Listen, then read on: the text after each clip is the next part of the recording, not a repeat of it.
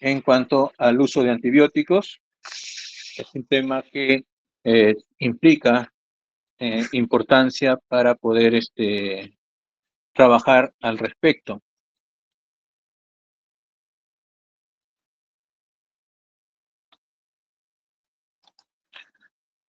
En primer lugar, siempre uno busca de que el antibiótico pueda tener el efecto más beneficioso al paciente, ¿no? Cuando yo doy un antibiótico, lo que estoy pensando es, muy bien, este antibiótico lo que quiero es que mate las bacterias, ¿no?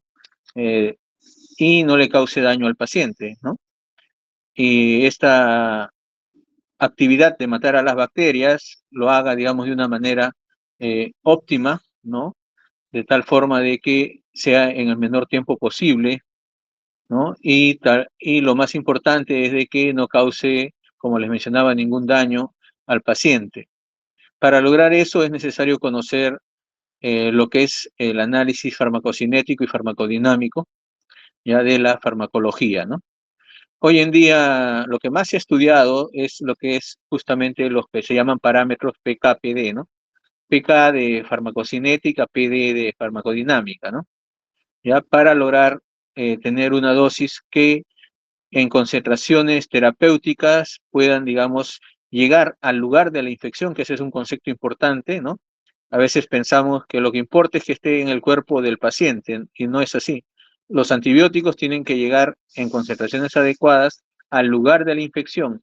Si yo tengo una osteomielitis, yo quiero que llegue de concentraciones adecuadas al hueso. No es si me importa que llegue a concentraciones adecuadas a los riñones, no me importa que llegue a concentraciones adecuadas a los pulmones, quiero que llegue al hueso de manera adecuada, ¿no? Si tengo una neumonía, yo necesito que las concentraciones adecuadas del antibiótico no sean en los bronquios, tienen que ser a nivel alveolar, porque la neumonía se está dando a nivel alveolar, no a nivel bronquial. Entonces, esa es otra de las cosas que tenemos que tomar en cuenta, ¿no? Ya, entonces, hay varios criterios que tenemos que ver al respecto.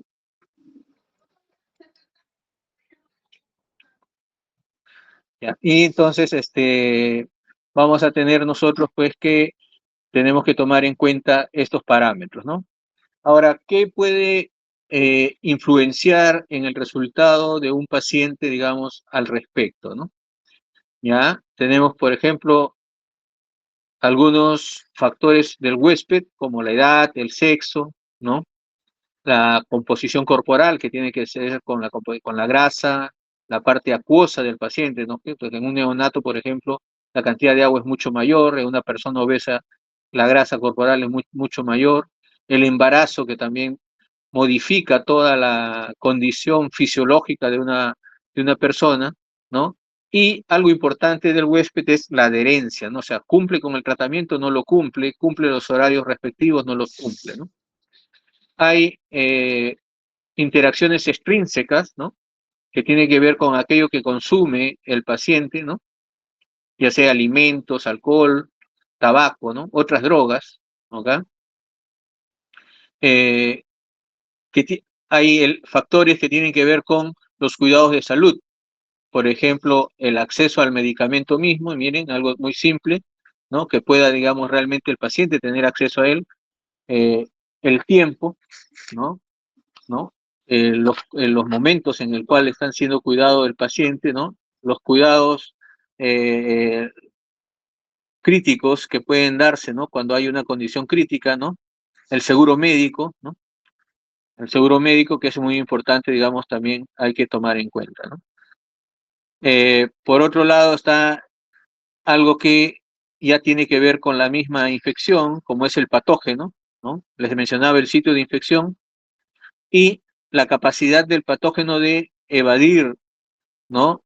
A la inmunidad del paciente, ¿no? El patógeno busca evadir esa inmunidad, ¿no? Busca tratar de que todos nuestros sistemas inmunitarios, digamos, sean separados, ya sea nuestro mecanismo de barrera, nuestro sistema monocítico fagocitario, la inmunidad celular, la inmunidad humoral, ¿no? El patógeno para eso crea biofilms, para lograr hacer ello, ¿no? Tiene una capacidad de virulencia y también genera su resistencia, ¿no? Entonces eso es lo que va a hacer el patógeno. ¿Y qué hace la droga? La droga tiene también factores, ¿no? Dosis, que es muy importante, ruta, frecuencia, costos. Por eso es que es importante saber qué dosis es que hay que administrarle al paciente. No significa más dosis o subdosis, ¿no? O dosis subóptimas. Entonces tenemos que saber cuál es la dosis que realmente importa para el paciente.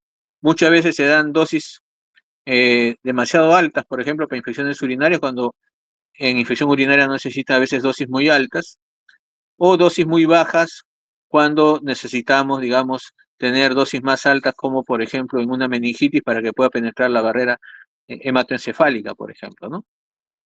Entonces, esa es una de las cosas que tenemos que tomar en cuenta, ¿no? También en cuanto a la droga, tenemos que ver si es que la monoterapia es suficiente, necesitamos combinar o no. Hoy en día la evidencia científica nos muestra que no siempre combinar es lo mejor, no siempre muestra resultados mejores, y esa es una de las cosas que tenemos que tomar en cuenta, ¿no?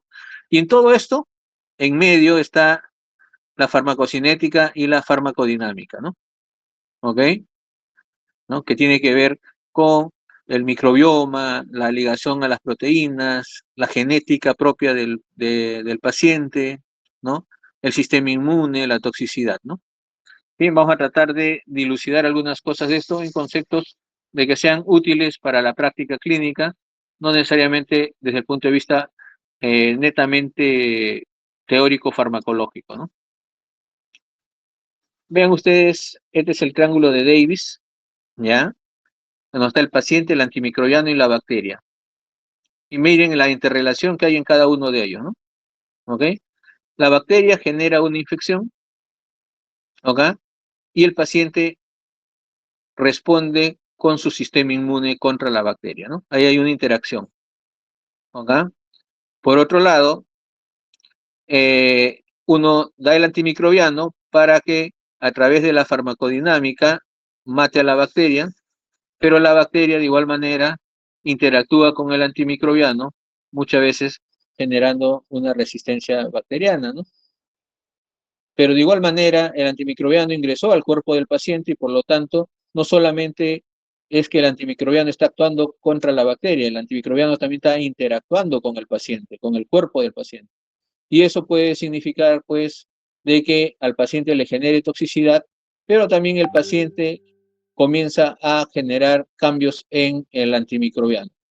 Esa interrelación entre lo que hace el paciente al antimicrobiano y lo que el antimicrobiano hace al paciente y a través de él a la bacteria es justamente lo que llamamos farmacocinética del paciente hacia el antimicrobiano y farmacodinámica del antimicrobiano hacia el paciente con la intención de eliminar a la bacteria, ¿no? Entonces la farmacocinética va a tener algunos elementos como es la absorción, ¿no es cierto? Esta absorción puede ser muy alta, como lo vamos a ver, si es que es por vía parenteral, ¿no? A veces no es tan alta cuando es por vía oral, pero eso no siempre es cierto, porque hay absorción, drogas que se absorben muy bien por vía oral, alcanzando niveles bastante altos, casi similares a lo que sería por vía parenteral. La distribución de la droga, ¿okay? Del antimicrobiano en este caso, cuando digo droga me estoy refiriendo al antimicrobiano, y el metabolismo que va a hacer el cuerpo con respecto a este antimicrobiano, ¿no? Para finalmente eliminar los restos del antimicrobiano, ya sea como metabolito activo o inactivo, ¿no? Y la farmacodinámica es, pues, los efectos bioquímicos y fisiológicos que va a originar el fármaco, en primer lugar, en el paciente y también en las bacterias que están causando la infección, ¿no?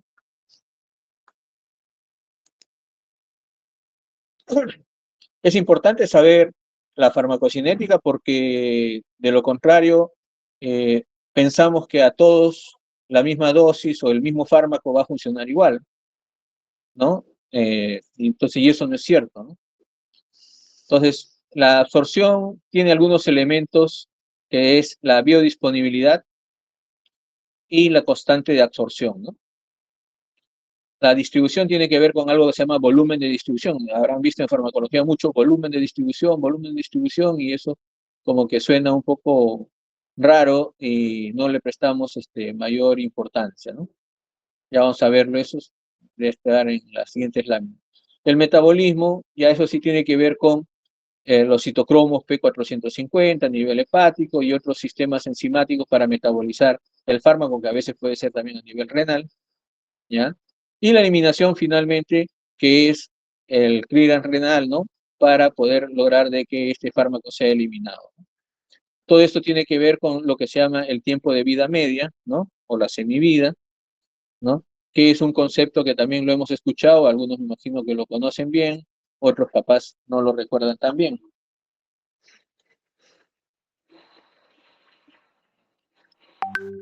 Entonces, este es más o menos lo que estamos mencionando, como estamos viendo.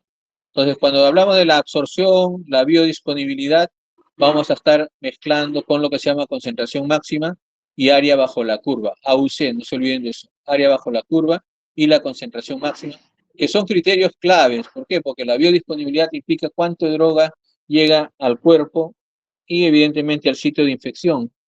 Y eso es un mecanismo muy importante en muchos medicamentos. Llámese, por ejemplo, quinolonas, aminoglicósidos, que contra más concentración y más área bajo la curva, funcionan muy bien, ¿no? Ese es como anticipo, ¿no? Por eso que es importante la biodisponibilidad, o sea, lograr la mayor cantidad de droga activa, ¿no? Dentro del cuerpo, ¿no? La distribución tiene que ver con el volumen de distribución y eso tiene que ver con la droga no ligada. ¿Por qué? Porque es la droga no ligada la que actúa. En cambio, la droga que se liga a proteínas, esa no actúa. Pero eso también es eh, la droga fijada se va desprendiendo cada vez que se va consumiendo el resto de medicamentos, ¿no? Entonces, no es que sea, pero en principio es contra más ligada, queda menos droga dispuesta para poder, digamos, actuar frente a las bacterias, ¿no? Ya lo que es metabolismo y biotransformación ya tiene que ver cómo voy a ir eliminando a la droga, ¿no? O si voy a generar metabolitos que también pudieran causar toxicidad, también esa es otra de las cosas que también tienen que tomar en cuenta, ¿no? Y entonces el clearance, ¿no? Cómo yo lo voy depurando, ¿no? Si hay alguna interrogante, atentos para poder interrumpir nada más y conversamos. Bien, entonces este es un poco lo de la absorción, quería describirlo de esta manera, ¿no? Entonces, vamos a ver cómo este fármaco, desde el extravascular, va a ir al intravascular, ¿no?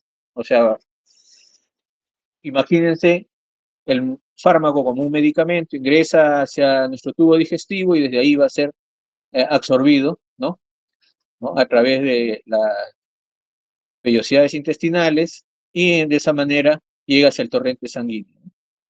Cuando la vía no es oral, obviamente la biodisponibilidad va a ser eh, casi total si es que yo uso la vía endovenosa, ¿no?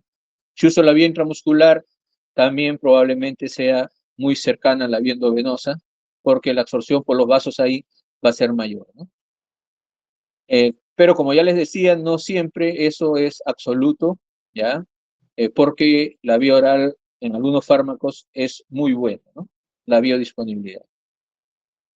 Hay otros factores que pueden afectar la absorción, ¿no? Que pueden ser las interacciones farmacológicas con otros compuestos o con alimentos, ¿no? A veces no podemos dar ciertos fármacos mezclados o no debemos consumir determinados fármacos al mismo tiempo, ¿no? O no debemos consumir el fármaco con alimentos, ¿no? Y por eso se dice que debe ser mejor una, el alimento debe ser, perdón, el fármaco debe ser dado 1 hora antes del alimento o 2 horas después, ¿no?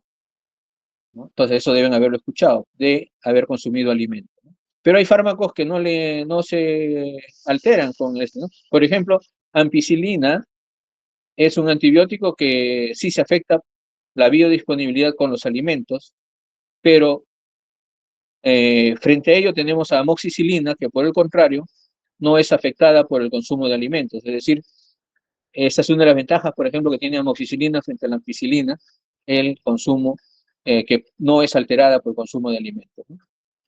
Bueno, eso tenían que decírmelo ustedes cuando va a tocar sus presentaciones, me imagino. Pero fue el primer ejemplo que se me ocurrió. La FDA ha propuesto entonces un sistema de clasificación, ¿ok? Hay permeables, ¿no? Hay fármacos permeables solubles, o sea, que pueden atravesar la membrana. Hay otros que son poco solubles, ¿no? ¿Ya? O sea, ¿no? Permeables poco solubles y poco permeables poco solubles y poco permeables y solubles, ¿no? Entonces, y de acuerdo a ello vamos a saber, pues, que son capaces o no son capaces de tener una mejor biodisponibilidad. Obviamente, la condición peor es esta, la 3, ¿no? Ahora, ¿estamos? Está. Miren ustedes, acá está un cuadro donde pueden ver, ¿no? Eh, la absorción oral, ¿no? La cantidad de absorción oral, acá, ¿ya? ¿Ok? Que puede utilizarse, ¿no? Claro de que se plantea de que no deben ser usados por vía oral para bacteremias, ¿no? Porque si bien llegan al sitio de infección, no mantienen muy constante su nivel de antibiótico a nivel sanguíneo, sino que se va al resto de tejido celular, al extracelular, ¿no? Fuera del intravascular. Entonces, en las bacteremias muchas veces estos tipos de fármacos no son ideales, pero estos de acá sí pueden ser usados por vía oral ante fungemias, por ejemplo, o bacteremias, ¿no? ¿Por qué? Porque la cantidad de fármaco en el intravascular es alto, ¿no?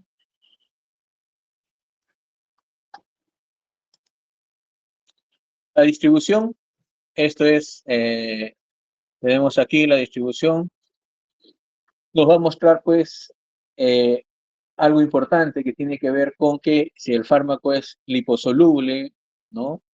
Eh, ¿Cuál es la cantidad de flujo sanguíneo en los tejidos? ¿Ya?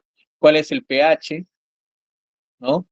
Eh, que va a alterar también el volumen de distribución, ¿no? Y cómo se va a unir al material biológico, ya sea, llámese proteínas u otros. Entonces, eh, hay que tomar en cuenta esto mucho, lo que es el volumen de distribución en algunos fármacos, ¿okay? Porque a veces pensamos de que esto no afecta mucho, pero en pacientes críticos, o en pacientes que están en situaciones de condiciones críticas, ahí se modifica mucho el volumen de distribución.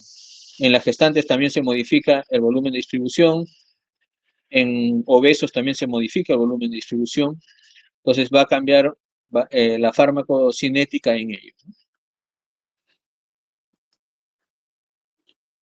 Entonces, cuando hay menor volumen de distribución, la distribución del medicamento va a ser limitada.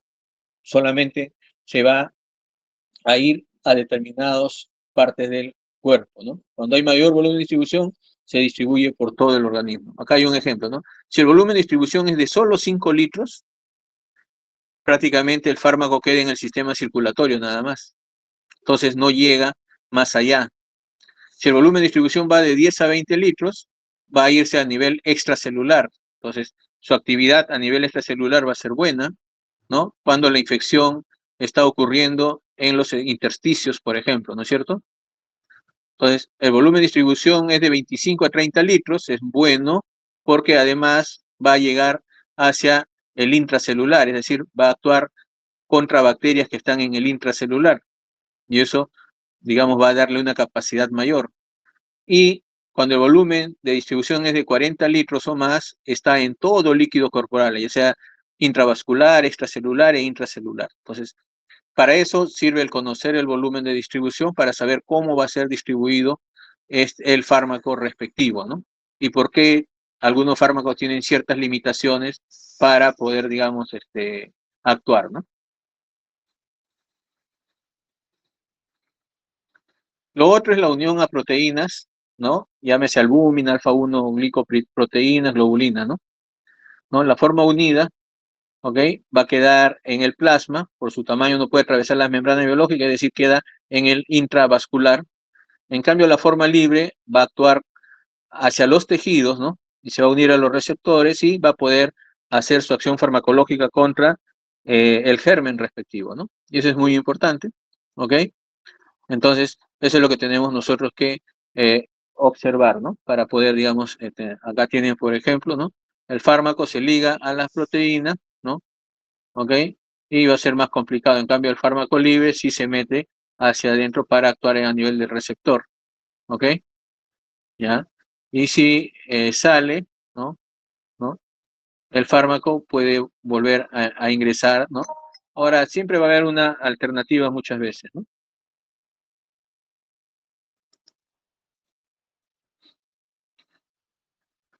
Un segundito.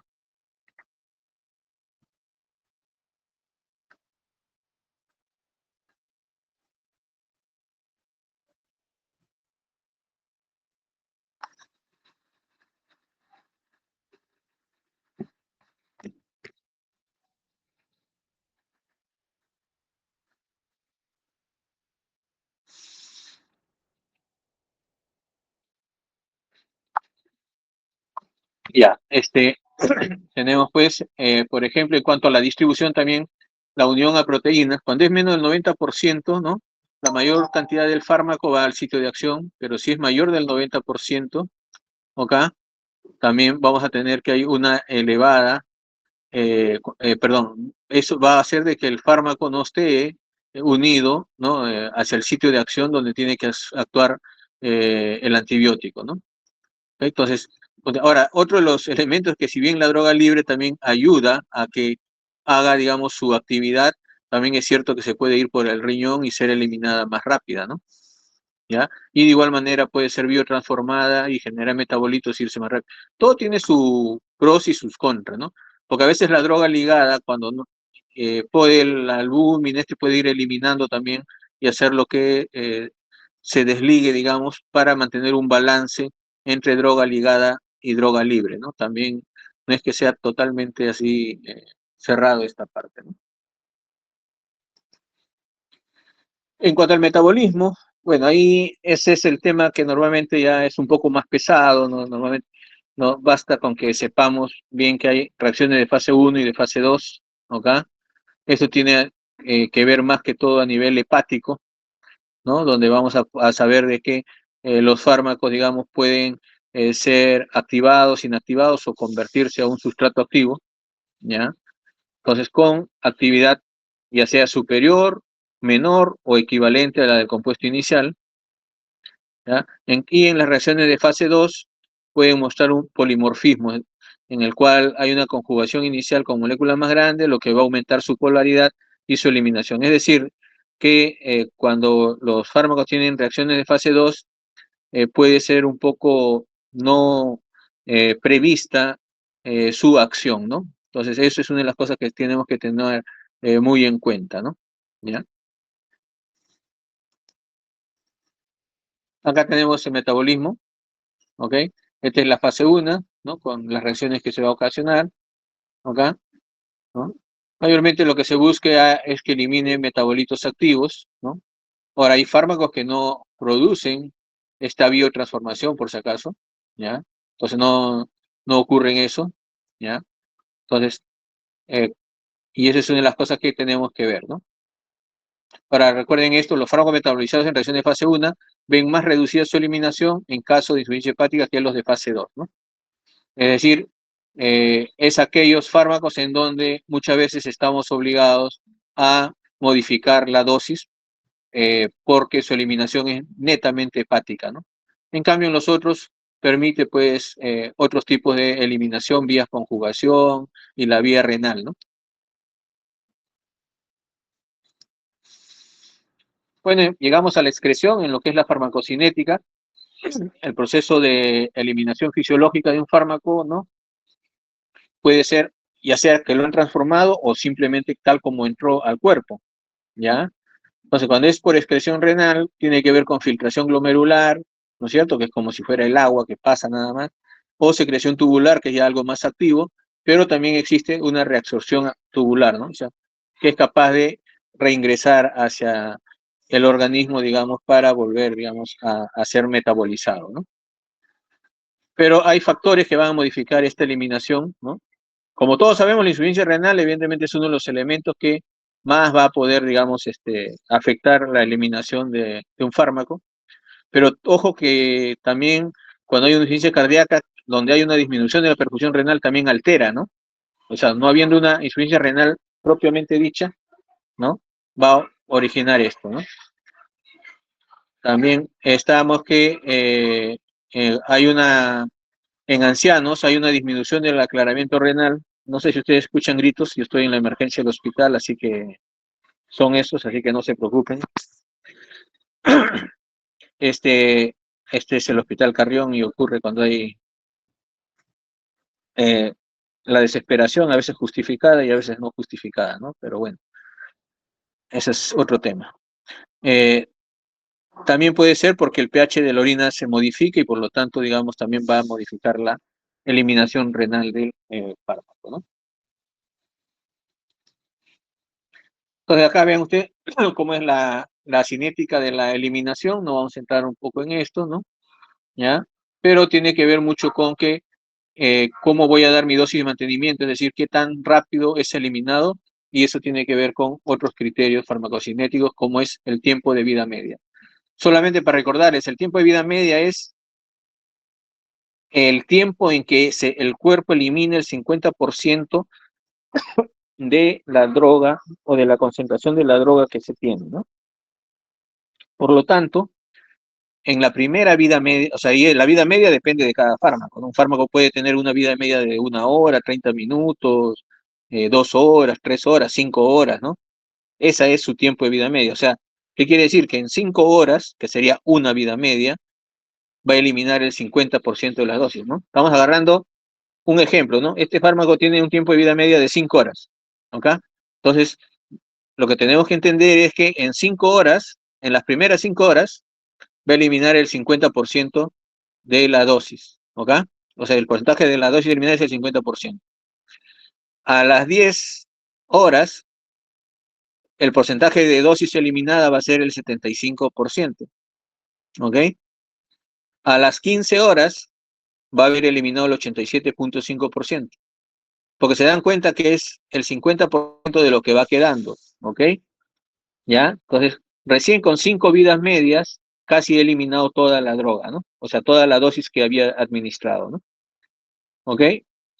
Pero hay que tener en cuenta de que la vida media me dicen cuánto tiempo he eliminado, pero también hay otro elemento que ya vamos a ver en la farmacodinámica, es cuánto es la concentración mínima inhibitoria que es necesario para poder hacer de que la droga esté funcionando, ¿no? Ya, por si acaso. Este es, por ejemplo, acá ven ustedes, ¿no? Durante una dosificación se requieren unas 5 vidas medias, ¿no? Para llegar a un estado de equilibrio, ¿no? Entonces, al comienzo la droga, si bien es cierto, uno puede ir administrando en horarios establecidos, pero recién su estabilidad va a ocurrir estamos hablando de una droga, ¿no? Entonces acá tenés 5 vidas medias, recién está en equilibrio, ¿no? ¿Ok? Entonces van a ver ustedes acá, ¿no? Tenía 6 horas, otras, ¿no? 3, 2, 5, entonces más o menos 5 estados de equilibrio, ¿de acuerdo? ¿Ya? Entonces eso es lo que tenemos nosotros que tomar en cuenta.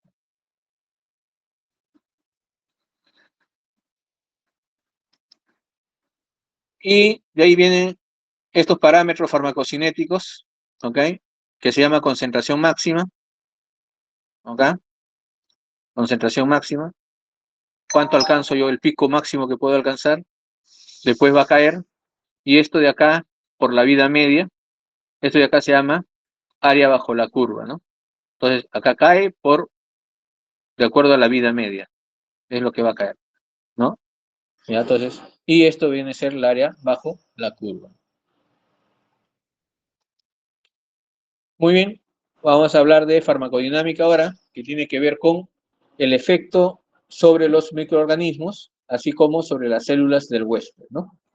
El efecto sobre los microorganismos es obviamente lo que buscamos, y lo que no buscamos es que haya un efecto sobre las células del huésped, o por lo menos un efecto dañino, ¿no? ¿Ok? Ya, entonces, esa es una de las cosas que tenemos que tomar en cuenta. Bien, entonces ahí vienen dos conceptos. Uno es el MIC y el otro es el MBC. El MIC es la concentración inhibitoria mínima y el otro es la concentración bactericida mínima, ¿ok? Y acá me salió todo en general, pero más o menos tiene que ver con lo siguiente, ¿no es cierto? Entonces, aquí dice la concentración inhibitoria mínima, ¿no? Es la concentración de antibiótico mínima que previene que una suspensión clara se torne turbia, ¿no? ¿Ok? ¿Ya? Entonces, ¿no? Y en cambio la concentración bactericida mínima es la concentración de antibiótico mínima capaz de disminuir la densidad bacteriana de 10 a la 5 a 10 a la 2. Es decir, entonces, por ahí puede contagiarse a través de la pone totalmente clara, ¿no es cierto? Entonces, y esa es la va a disminuir acá, ¿no? Entonces, esa es una de las cosas que tenemos que ver. La concentración inhibitoria mínima es lo que más se habla, lo que más se usa, porque los parámetros farmacológicos necesarios siempre se están refiriendo a ella, y ustedes van a ver que cuando se habla de antibiogramas, habíamos mencionado en la clase anterior, se hablaba de los MIC. Ups, ¿qué hice? Ahí está. Entonces, esa es una de las cosas que tenemos, ¿ya? Entonces, los antibióticos pueden ser bacteriostáticos o bactericidas, ¿ya? Los bacteriostáticos van a inhibir el crecimiento bacteriano, es decir, su concentración bactericida mínima es mayor que el MIC, ¿no? ¿Ya? Y los bactericidas matan al germen de tal manera que su concentración bactericida es igual o no mayor a 4 mix. Entonces, y esa es una de las cosas que tenemos con respecto a que van a matar al germen. Vamos a tener nosotros que tomar en cuenta que hoy en día hay discusión entre realmente si todos los que tildamos de bacteriostáticos lo son siempre o lo son siempre frente a algunas bacterias. A veces en algunas bacterias se comportan como bacteriostáticos, en otros como bactericidas, ¿ok? O a determinadas concentraciones cambian esto. Así que no necesariamente esto es pleno para todo, ¿no? Hay que tener presente ello. A ver, ups, ¿qué estoy haciendo? Allá, mejor lo hago acá y acá. Entonces, acá tenemos los parámetros farmacodinámicos, ¿no? Que tienen que ver con los índices de eficacia. Entonces, hay tres grupos básicamente, acá nos dice antibióticos, concentración dependiente, acá, es decir, con un efecto post-antibiótico prolongado, ¿ya? Entonces, ¿qué significa eso? De que yo tengo que buscar que la concentración del antibiótico siempre esté por encima del MIC, ¿ok? Todo el tiempo mi antibiótico tiene que estar por encima del MIC. Es decir, por ejemplo, este fármaco comenzó acá a estar por encima del MIC, su actividad va a estar aquí, hasta aquí, pero cuando baja por debajo del MIC, pierde su actividad antibiótica, ¿ok? Pierde su actividad para matar a los gérmenes, ¿ok? Entonces, yo debiera asegurar que la siguiente dosis caiga por acá, ¿no es cierto? O sea, ya sea por acá, de tal manera que nunca esta cantidad de antibiótico caiga de esta manera, sino que nuevamente suba antes de llegar al MIC. Estos son, es para que hay fármacos que necesitan de ello para que su efecto realmente sea real. Eso se llaman fármacos tiempo dependientes, ¿ok? ¿Ya? En cambio hay otros fármacos, perdón, me estaba explicando al revés, me disculpo con ustedes, estaba yo concentrado en lo que estaba en mi cabeza, no lo que estaba en la gráfica. Lo estaba hablándoles yo de esto de acá, tiempo dependiente, ¿ya? ¿Ok? Del tiempo dependiente. Ellos no tienen un efecto postantibiótico importante, por eso es que necesitan siempre estar por encima del MIC, ¿ya? A eso me refería. En cambio, los fármacos concentración dependiente, o sea, los antibióticos concentración dependiente, ellos les basta con tener una alta concentración y ahí alcanzan su máxima acción, ¿ok? Porque cuando caen por debajo del MIC no importa porque tienen un efecto postantibiótico, ellos pueden estar por acá y recién la otra dosis venir por acá, es decir, haber un espacio entre, en el cual la concentración de antibiótico estaba por debajo del MIC, pero como su efecto postantibiótico estaba actuando, no hay una importancia al respecto. O sea, este espacio en donde estaba por debajo del MIC no era importante. Entonces, acá viene y de nuevamente recubre una alta dosis y de nuevo mata gérmenes de esa manera, ¿no? Esos son los concentración dependientes, ¿no? ¿Por qué? Porque tienen un EPA prolongado, o sea, un efecto postantibiótico prolongado que les permite actuar de esa manera, ¿no? ¿Ya? Normalmente los betalactámicos son los tiempos dependientes y acá los ejemplos de la concentración dependiente son mayormente los aminoglicósidos, quinolonas, entre otros, ¿no? También hay unos antibióticos que se llaman concentración independiente, ¿no? Que tienen un EPA prolongado, ¿no? O sea, no importa que lleguen muy alto, pero igual mantienen un efecto postantibiótico importante, ¿no? Por ejemplo, claro ejemplo de eso está la citromicina, por ejemplo, ¿no? Por eso que la citromicina uno puede administrarla 3 días nada más y actúa como si estuviera 7 días en el cuerpo, ¿no? Entonces, su efecto postantibiótico es alto, ¿no? Ya, entonces acá tenemos, por ejemplo, durante la valoración, bueno, los antimicrobianos, ¿no? El efecto postantibiótico, la aminoclorofluorina tiene un EPA bastante alto para los gram negativos, ¿no? De 2 a 6 horas, o sea, nos deja un espacio, ¿no? En el cual pueden actuar fácilmente, aún cuando estén por debajo del micro. En los beta-lactámicos, ¿no? El efecto postantibiótico es casi nulo frente a los gram negativos, pero al parecer sí lo tienen de alguna manera frente a los gram positivos, ¿no? ¿Ya? Los beta-lactámicos.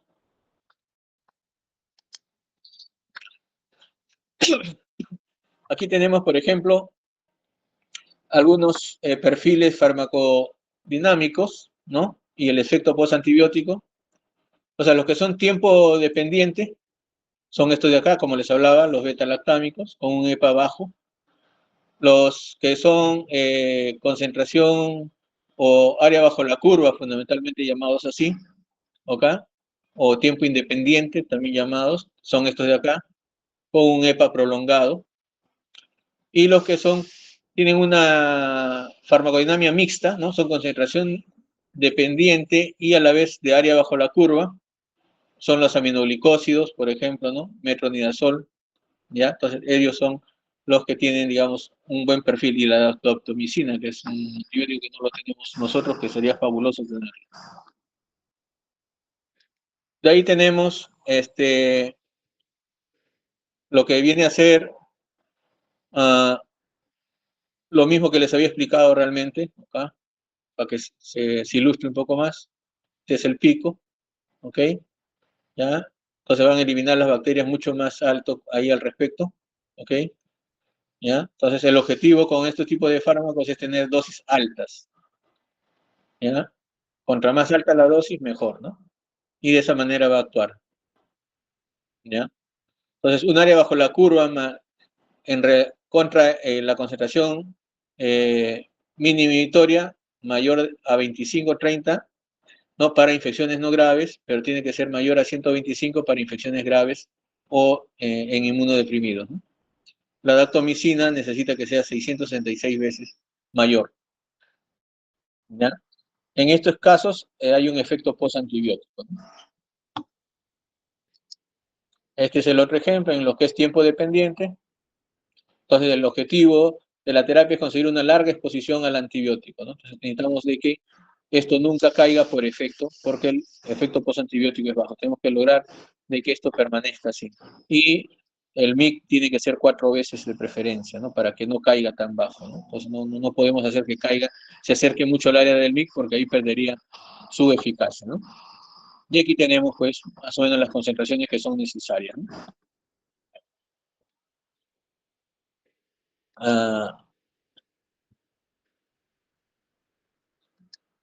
Este es lo mismo básicamente, pero mostrando cómo es que tiene que ocurrir, ¿no? Este era el MIC en sí, decimos que acá es 4 MIC, entonces tenemos que dar las dosis, vean ustedes, siempre tienen que calcular de que estén por encima de 4 MIC. 4 MIC, 4 MIC, 4 MIC. ¿Se dan cuenta?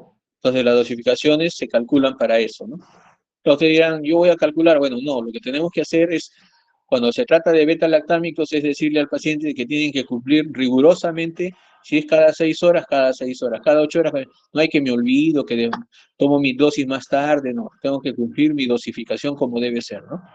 Y también tenemos que prescribirla como debe ser, porque hay médicos que prescriben lo que es cada 6, cada 8, piensan que puede ser, ¿no? Hay fármacos que se ha descubierto que puede, con más dosis se pueden, beta-lactámicos se pueden administrar en tiempos más prolongados, pero tiene que haberse demostrado ello, ¿no?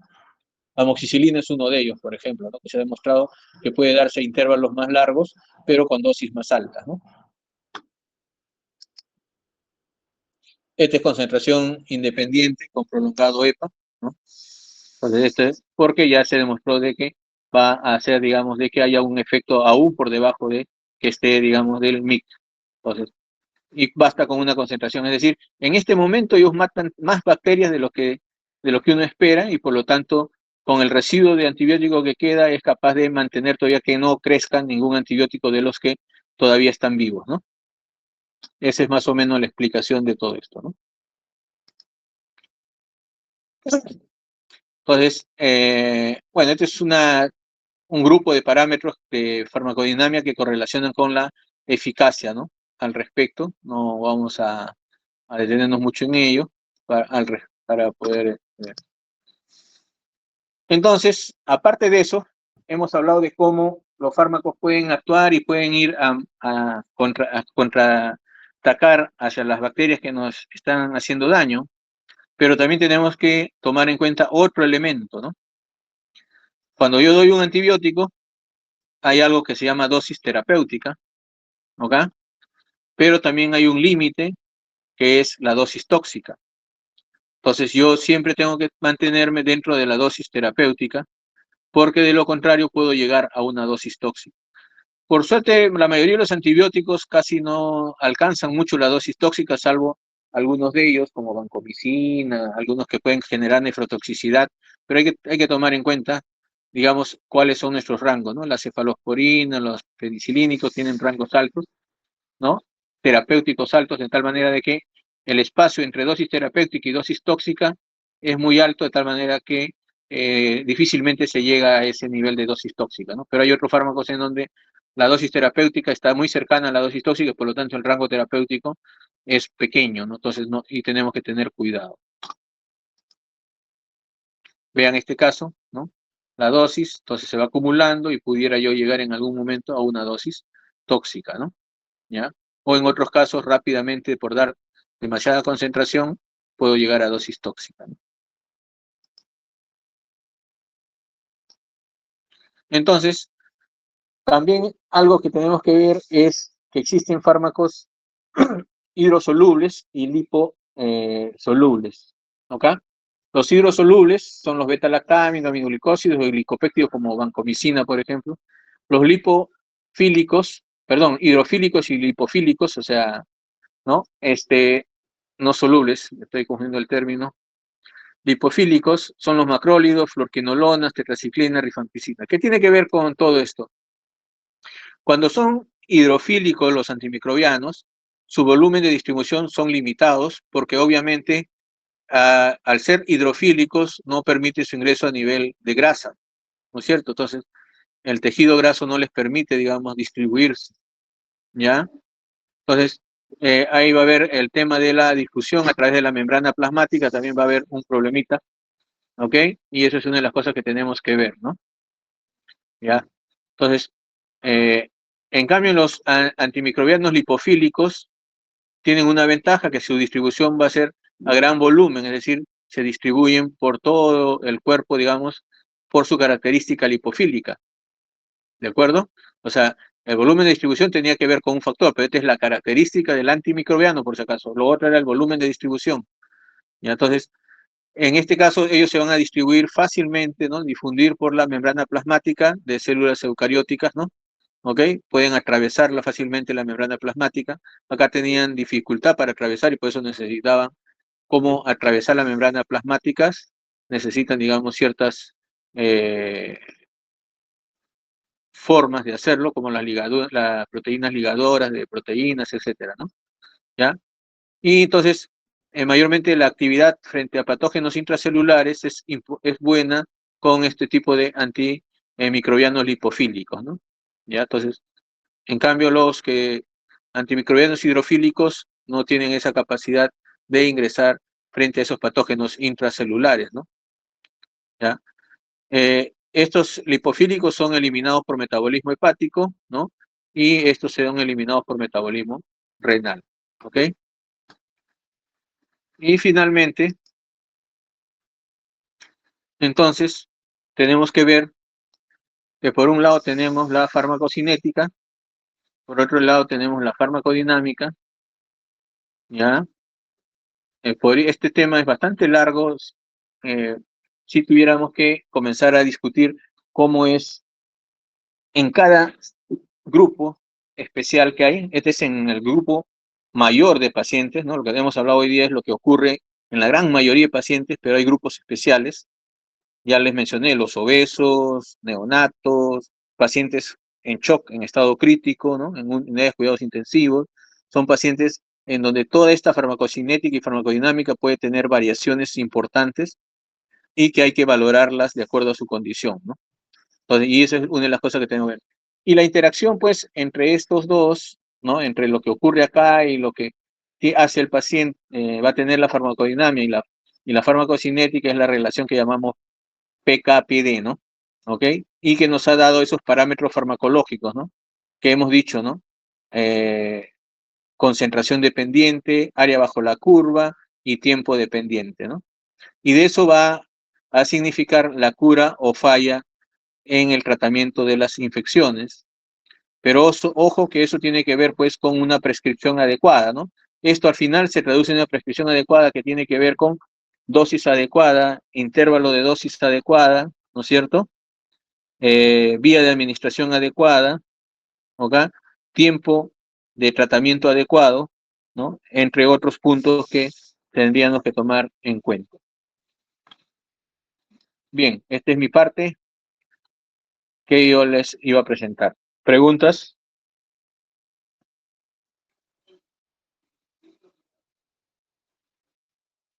¿Preguntas? ¿No hay preguntas? Muy bien, todo claro. Ok, gracias.